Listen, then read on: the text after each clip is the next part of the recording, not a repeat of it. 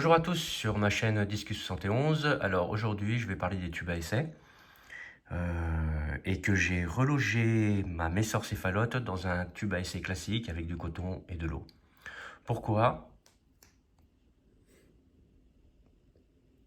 La réponse en image. Alors les tubes en plâtre sont très bien faits. C'est vrai que c'est assez original. Le gros problème, c'est au niveau de l'hygrométrie. C'est très difficile de la contrôler. Et les graines arrivent à pousser dedans. Il y a 3 chambres. Comme vous pouvez constater sur la vidéo, les graines ont poussé. Certaines ont même moisi. C'est impossible de maintenir des Messor, tout type de Messor dans ce type de tube, pour cette raison. Alors du coup, je les ai transférés dans un tube à essai classique. Après, il me reste à récupérer une dernière ouvrière avec quelques œufs. Voilà mon retour sur ces fameux tubes en plâtre. C'est très pratique pour des espèces, on va dire, type Caribara diversa, qui ont besoin beaucoup d'eau, une bonne hygrométrie, mais par contre pour les Messor céphalotes, Barbarus, enfin tout type de Messor, c'est pas approprié. Voilà. Voilà au sujet du tube à essai en plâtre, et maintenant je vais vous faire une petite présentation de mes fourmis que je maintiens. Voici la Messor céphalote avec 2 de ses ouvrières. Vous pouvez constater le couvain qui est pas trop mal. Des œufs en fond et 2 ouvrières.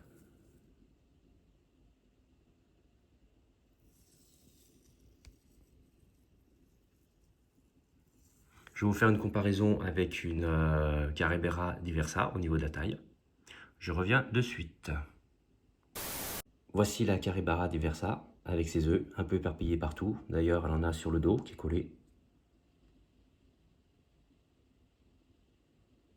Là, on peut voir justement une petite grappe d'œuf. Et regardez au niveau de la taille entre les 2 reines. La Caribara diversa est quand même légèrement plus grande. Alors les petits points noirs, c'est simplement pour garder le tube à essai dans la même orientation.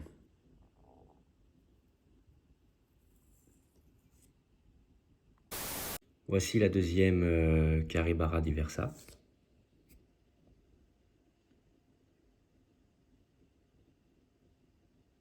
Elle est un peu plus rangée, ses œufs sont en forme de grappe. Elle en a 2 sur le dos, quelques-uns sur le sol. Mais tout le reste est caché derrière son abdomen.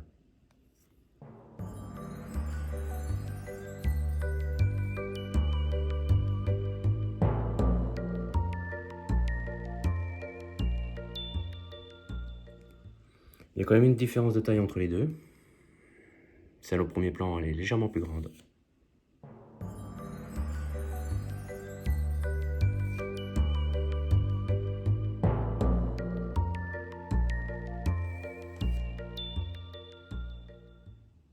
Je passe à la suite.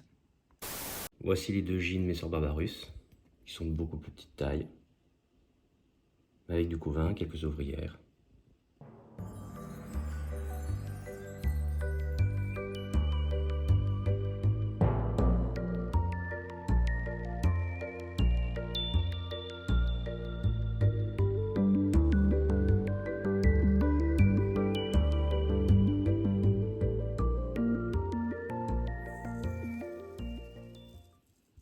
Je passe à la suite. Et voici la Camponotus nicobarensis. Je ne sais pas si ça se prononce comme ça.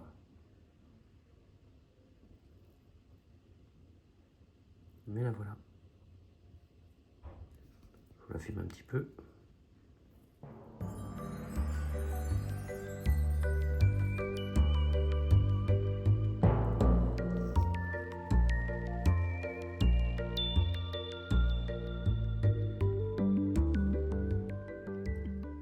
Et pour finir, les cages et les tubes.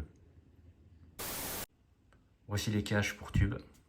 C'est ni plus ni moins une enveloppe noire qui est enroulée et découpée.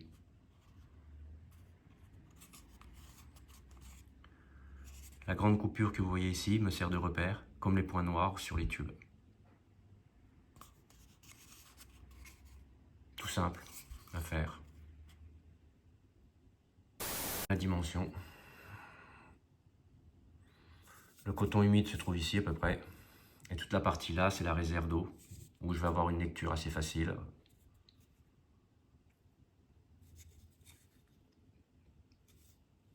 Ça gardera le tube justement dans l'obscurité et ça permettra aux fourmis de pouvoir évoluer correctement, sans stress. Voilà, cette vidéo touche à sa fin. Merci à vous de l'avoir regardée et à plus sur ma chaîne.